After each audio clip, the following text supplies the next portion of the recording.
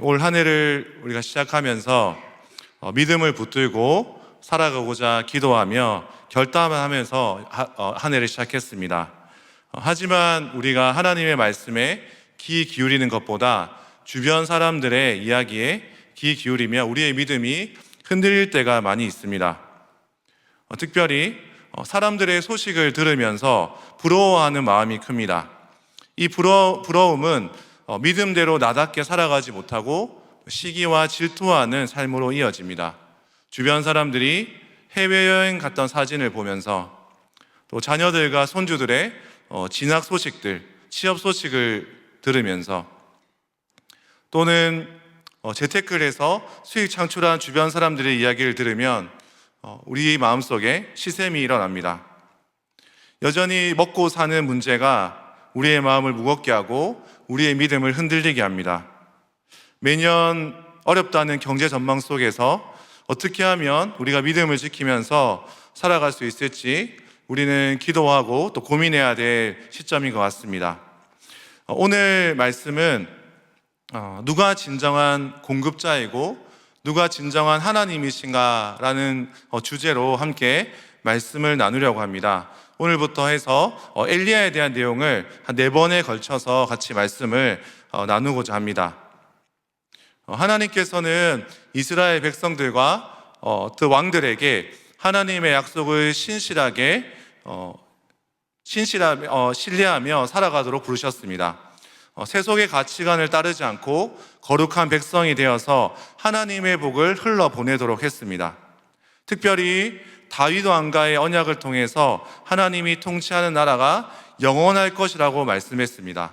사무엘하 7장 16절 말씀에 보면 내 집과 내 나라가 내 앞에서 영원히 보존되고 내 왕위가 영원히 견고하리라 하셨다 하라 라고 말씀하셨습니다. 하지만 하나님의 약속은 그들이 하나님의 말씀을 불순종함으로 인해서 그 약속이 깨어져 버렸습니다. 열왕기상에 다윗의 시대가 끝나고 이제 솔로몬 왕이 등극을 했습니다. 솔로몬 왕이 초창기에는 다윗을 따라서 이 말씀을 온전히 따랐습니다. 하나님이 그에게 세상이 감당치 못하는 지혜와 부를 허락하셨습니다. 그리고 다윗에게도 허락하지 않았던 성전 건축을 하셨습니다. 주변 나라들이 솔로몬의 지혜를 배우려고 주변에서 몰려들기도 했습니다. 하지만 시간이 흐르자 솔로몬이 이 믿음을 끝까지 지키지 못하고 이 믿음의 중심이 조금씩 흔들리기 시작했습니다. 그 대표적인 예가 바로 솔로몬이 행했던 이방 여인들과 정략 결혼을 했습니다. 하나님이 주시는 통치가 아니라 자신의 전략으로 힘을 가지려고 했습니다. 한두 명의 이방 여인과 결혼한 것이 아니라 수많은 여인들과 결혼함을 통해서 이스라엘 백성들이 이방 사람들이 믿는 신, 우상의 영향력을 받게 되었습니다. 솔로몬이 했던 결혼은 그가 이루고자 하는 수단이 되어버렸습니다. 이스라엘 백성들은 점점 하나님만을 예배하는 것이 아니라 하나님을 예배하기도 하고 이방 우상도 예배하는 결과를 낳게 되었습니다. 혼합주의 신앙을 갖게 되었습니다. 그들은 신앙을 완전 떠난 것도 아니었고 또 세상을 완전히 따르지도 않는 삶을 살았습니다. 결국 하나님께서는 언약을 가볍게 여긴 이스라엘 백성을 향해서 징계하십니다. 이스라엘의 나라가 둘로 갈라지게 됩니다. 북이스라엘과 남유다로 갈라지게 됩니다.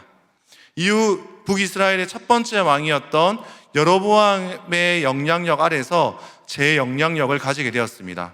오늘 본문에 등장하는 이 아합 시대까지 왔습니다. 이 아합에 대한 평가는 열왕기상 16장 30절 말씀에 보면 이전의 모든 사람보다 여호와 보시기에 악을 더욱 행하며 라고 말씀하고 있습니다. 그 전에 많은 악한 왕들이 있었지만 이 아합 왕을 표현하는 그 표현은 무엇입니까? 더 악한 왕으로 평가하고 있습니다. 아합은 어떤 행동을 했습니까? 아합도 이방 나라 시돈의 왕 옛바알의 딸 이세벨과 결혼을 하게 되었습니다. 결국 솔로몬이 했던 행동을 그대로 답습하게 되었습니다. 이 이세벨을 통해서 이스라엘에는 이방신의 영향력을 더 많이 받게 되었습니다. 바알과 아세라를 섬기는 일이 벌어졌습니다. 하나님 한 분만이 아니라 바알을 위해서 제단을 쌓는 일이 벌어졌습니다. 하나님께서 이 모습을 보시고 많은 분노를 일으키셨습니다. 당시의 사람들은 바알을 어떤 신으로 믿고 따랐습니까? 바알은 폭풍의 신이요, 구름을 탄 자요, 물과 양식의 근원을 뜻합니다. 아세라는 다산, 풍요, 나무의 여신, 번성이라는 뜻을 가지고 있습니다. 당시 대부분은 농사를 지었습니다. 그들에게 가장 필요한 것은 바로 물이었습니다.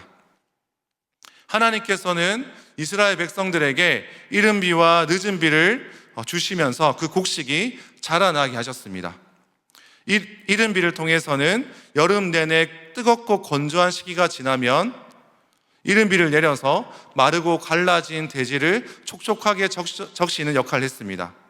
늦은 비를 내리면 봄에 내려서 곡물의 발육과 번성에 필요한 수분을 공급을 했습니다. 하지만 비가 오지 않으면 그 식물은 말라서 자라지 못했습니다.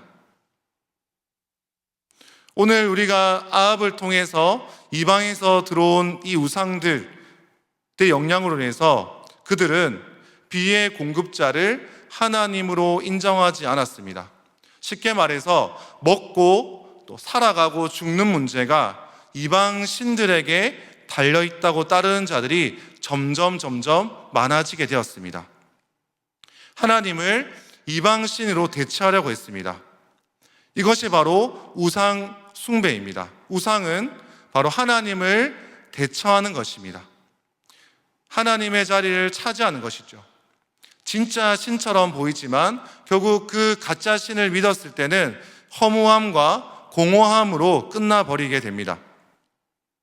우리가 계속해서 우리 중심에 두고 그분의 공급하심을 신뢰하며 나아가지 않는다면 당시 이스라엘 백성들처럼 하나님을 예배하는 모습처럼 보이지만 동시에 세속적인 가치관을 따라간다라고 우리에게 경고하고 있습니다.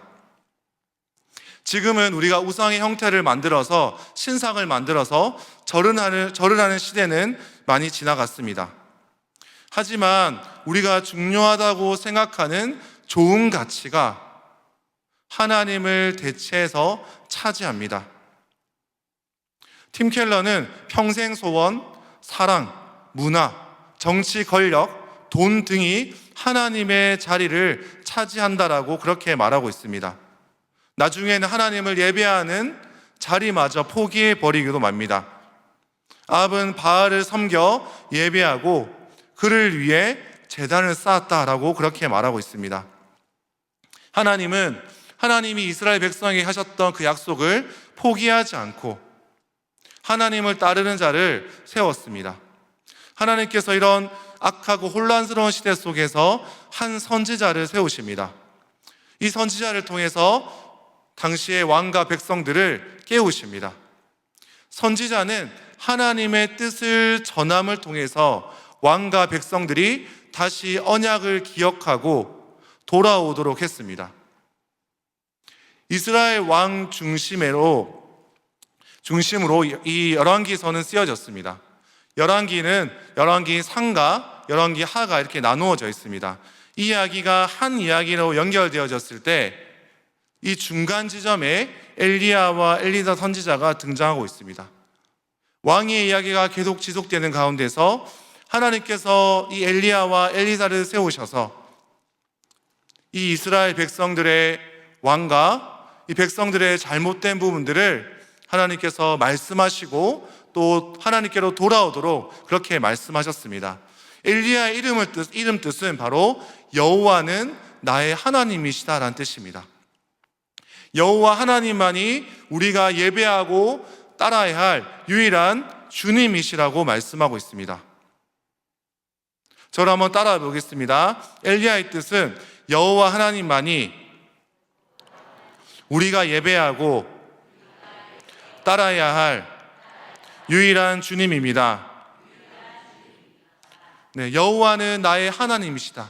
엘리야의 뜻이 바로 이런 뜻을 가지고 있습니다. 그는 사람들에게 주목받는 사람이 아니었습니다. 그는 길르앗 지역 디셉이라는 시골 출신이었습니다. 가나안 문화가 깊이 있게 들어가지 못한 외딴 지역이었습니다. 그는 유명한 사람, 힘이 있는 사람이 아니었지만 그는 하나님의 말씀에 순종해서 아합 왕 앞에 서서 하나님의 말씀을 전달했습니다. 엘리야는 그의 신앙 고백이 왕 앞에서 선포됩니다. 1절에 이렇게 말씀하고 있습니다. 1절 중간에 내가 섬기는 이스라엘의 하나님 여호와께서 살아계심을 믿고 바알이 아니라 오직 하나님을 섬긴다라고 그렇게 선포하고 있습니다. 여기 1절에 섬긴다라는 의미는 그분 앞에 선다라는 의미가 있습니다. 다른 많은 사람들이, 또 많은 왕들이 하나님 앞에 서지 않고 바알과 아세라 앞에 섰지만 이 바알은 어떻게 고백하고 있습니까? 그의 정체성을 여전히 하나님 앞에 두고 있습니다. 나는 여전히 하나님을 섬기고 있습니다. 저는 여전히 그분 앞에 서 있습니다. 내 존재가 그분 위에 서 있습니다라고 그렇게 고백하고 있습니다. 이 이야기를 하고 나서 아합 왕에게 더 담대하게 이야기합니다.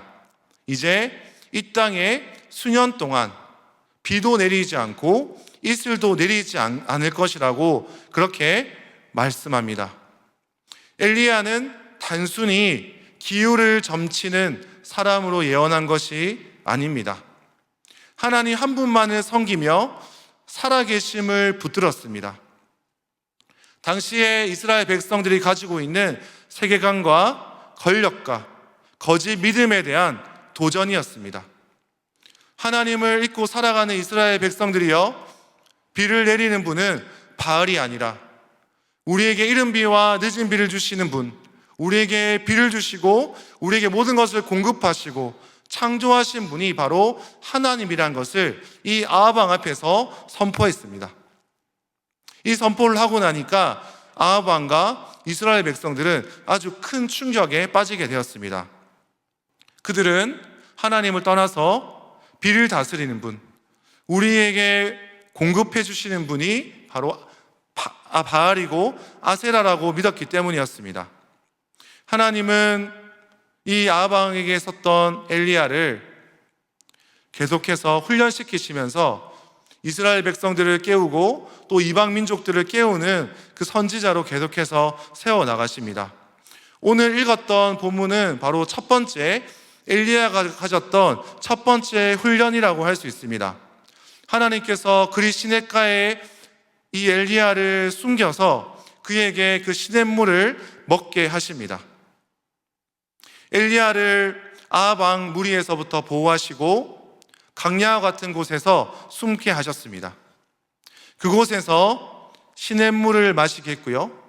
그리고 까마귀들을 보내어서 아침과 저녁에도 떡과 고기를 공급하게 하셨습니다. 엘리야가 본격적인 하나님의 사역을 앞서서 아주 중요한 경험을 한 것이죠. 하나님이 진정한 공급자이심을 이 엘리야가 사역을 처음 시작하면서 경험하게 하셨던 것입니다.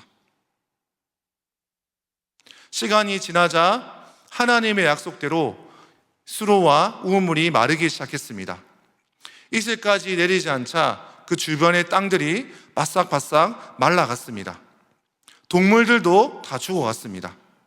이스라엘 백성들은 크나큰 고통 속에서 살게 되었습니다.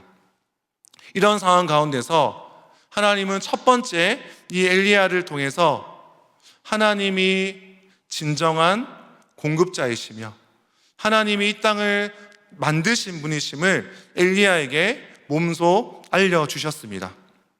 사랑하는 여러분, 하나님께서 엘리야에게 까마귀를 보내주시고 그에게 먹이셨듯이 모세와 이스라엘 백성들이 애굽에서 나와서 광야 생활을 할 때 그들이 먹을 것이 없어 배고파할 때마다 만나와 메추라기를 보내주셨습니다. 시간이 지나 지금 우리에게도 하나님은 우리의 쓸 것과 우리의 먹을 것을 공급해 주시는 분이십니다. 하나님께서는 주변 사람들을 통해서 또 예상치 못한 사람들을 보내어 주셔서 우리의 필요를 채워 주시는 분이십니다. 우리가 선교 사역을 통해서 또 가정에서 함께 가족들과 살아가면서 또 교회에서 오랫동안 하나님을 함께 예배하면서 궁극적인 공급자가 하나님이심을 깨닫고 그분이 채우신 은혜를 경험하도록 우리를 세우셨습니다. 이 시간 우리가 고백하고 찬양할 때 하나님이 우리의 창조자요 공급자이심을 믿고 주님을 예배하고 그분만 예배하는 우리 모든 성도님들이 됐으면 좋겠습니다. 네, 두 번째 훈련은 하나님께서 이 엘리야를 이방 땅 사르밧 가불을 만나게 하십니다. 하나님께서 엘리야에게 주시는 두 번째 결핍 속에서 생명을 주시는 분으로 경험하게 하십니다. 엘리야는 하나님의 말씀을 듣고 시돈 땅으로 가게 됩니다. 그곳에서 사르밧 가불을 만나게 됩니다. 이 땅은 이세벨의 본국이요 이방 땅 바알 땅이라고 부르는 곳입니다. 이곳에서 대도시이지만 가정 형편이 아주 어려운 가불을 만나게 됩니다. 당시에 여성이 혼자 경제력을 꾸리기에는 참 어려운 그런 시대였습니다. 엘리야는 그 여인에게 지금 가지고 있는 밀가루 한 줌과 병에 기름 몇 방울 그거를 달라고 하면서 먹을 것을 요청을 합니다. 17장 13절 말씀에 보면 이렇게 말씀합니다. 두려워하지 말고 가서 내 말대로 하려니와 먼저 그것으로 나를 위하여 작은 떡 한 개를 만들어 내게로 가져오고 그 후에 너와 내 아들을 위하여 만들라고 합니다. 여인은 아주 작은 떡이었지만 자신이 가진 전부를 엘리야에게 주었습니다. 그랬을 때 하나님께서 또 다른 역사를 이루어 주십니다. 우리 17장 14절 말씀을 우리 다 같이 한번 읽어보도록 하겠습니다. 시작. 이스라엘의 하나님 여호와의 말씀이 나 여호와가 비를 지면에 내리는 날까지 그 통에 가루가 떨어지지 아니하고 그 병에 기름이 없어지지 아니하리라 하셨느니라. 아멘. 오늘 이 이방 가부는 하나님의 살아계심을 하나님이 채워주심을 경험하게 됩니다. 가뭄 속에서 먹고 살기 어려운 이 여인, 또 아들은 병이 들어서 경제적인 역할을 할 수 없는 이 여인 앞에서 하나님의 풍성한 공급이 그에게 부어집니다. 여러분, 예수님도 이 땅에 오셨을 때 이 땅에서 하나님 나라를 선포하고 또 병을 고치시고 귀신을 쫓는 사역을 통해서 많은 사람들이 몰려들었습니다. 이때 사람들이 이들에게 먹을 것이 없어서 고민 중에 예수님께서 한 아이가 가지고 있는 물고기 2마리와 떡 5개를 가지고 축사하시고 5,000명이 먹고도 남는 것을 차고 넘치게 하셨습니다. 목자 되신 예수님께서 그가 돌보는 양을 먹이고 입히시는 경험을 했습니다. 또 한 가지 주목해야 될 부분은 예수님께서 잃어버린 자들, 이방인들을 향해서 풍성함을 경험하게 하셨습니다. 예수님께서는 하나님 나라가 임하지 않을 것 같은 사람들에게 찾아가서 그들을 주님의 백성으로 삼으셨습니다. 예수님은 오늘 등장했던 시돈에서 수로보니게 여인의 간청을 듣고 그 귀신 들린 딸을 고쳐주었습니다. 사마리아 여인에게 목마르지 않는 샘물을 제공하셨습니다.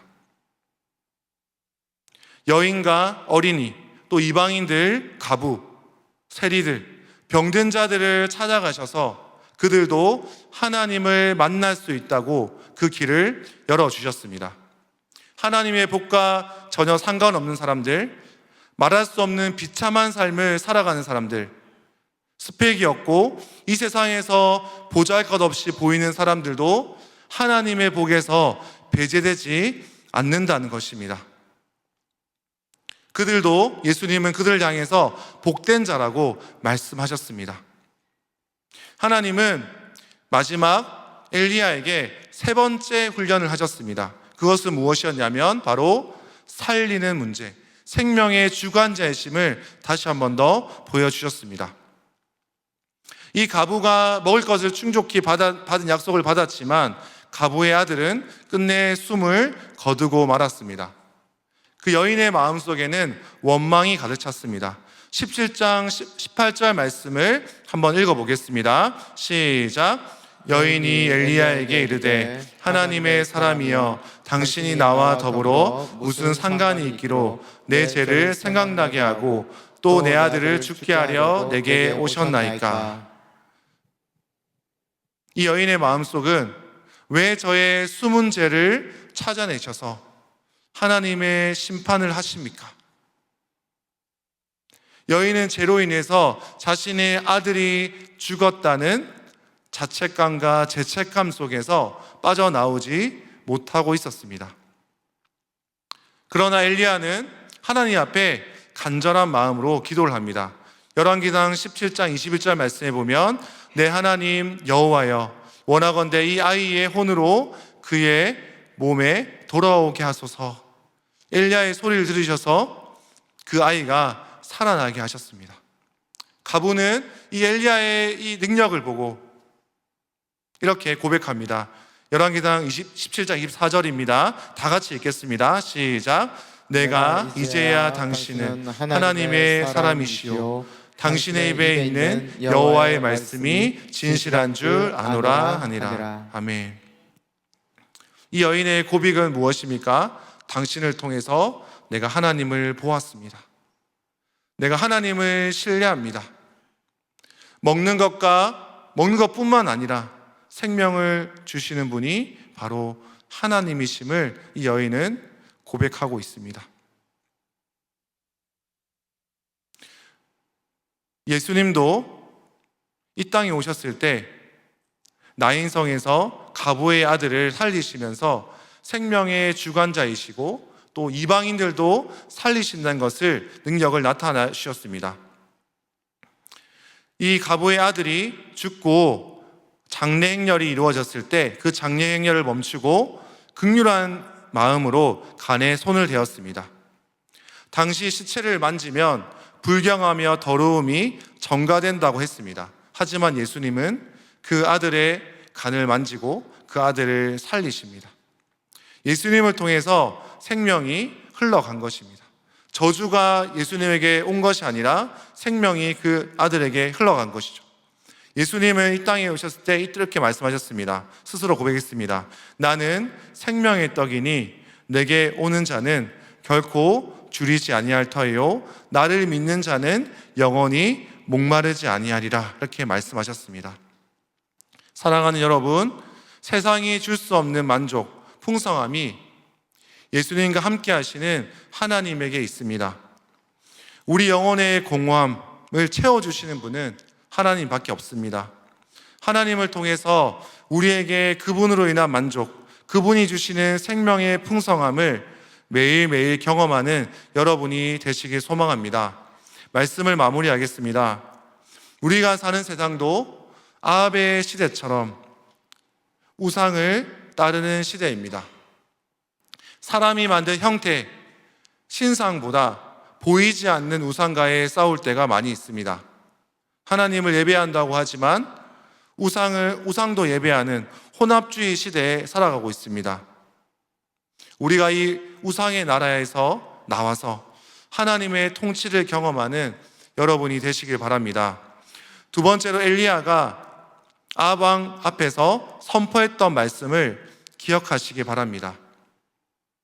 우리의 삶에서 하나님을 우리의 주인이시고 우리가 그분 앞에 서 있는 자임을 선포하시기 바랍니다. 엘리야가 고백했던 나는 하나님만 섬기며 그분의 살아계심을 선포하는 자가 되시기를 바랍니다. 마지막으로 우리 영혼의 갈급함을 심령을 채우시는 분이 오직 하나님이심을 잊지 않고 살아가기를 바랍니다.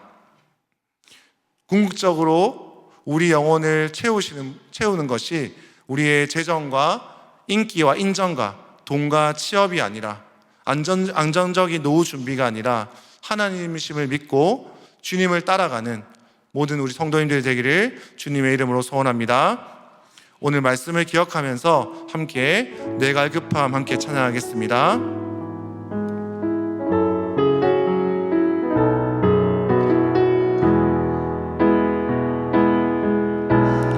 내 갈급함 어느 것으로 채울 수 없네. 내 갈급함 상한 나의 심령에 내 갈급함 부르짖는 소리 들으소서. 내 갈급함 상한 음성 들리네.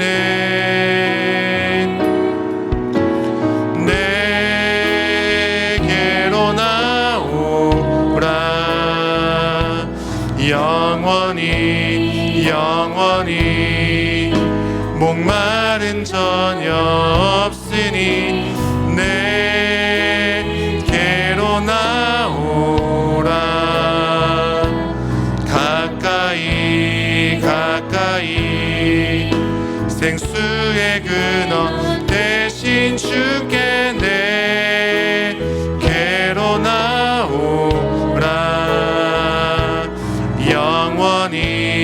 영원히 목마른 전혀 없으니 내게로 나오라.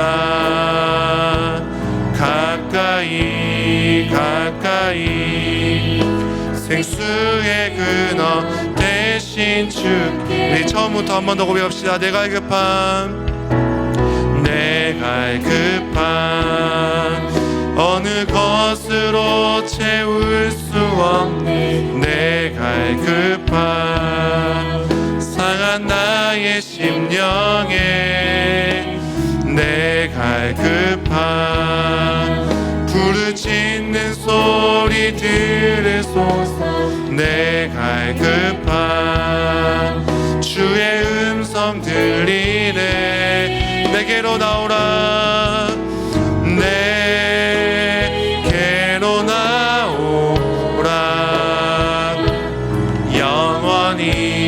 영원히 목마름 전혀 없으니 내게로 나오라.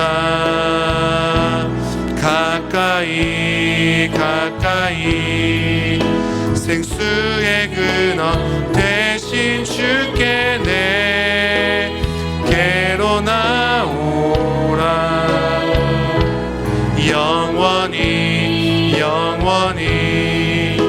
목마른 전혀 없으니 내게로 나오라. 가까이 생수의 근원 대신 주께. 이 시간 함께 오늘 주신 말씀을 붙들고 함께 기도하면 좋겠습니다. 내가 만든 우상을 따르지 않고 오직 하나님만을 예배하는 자가 되게 하소서.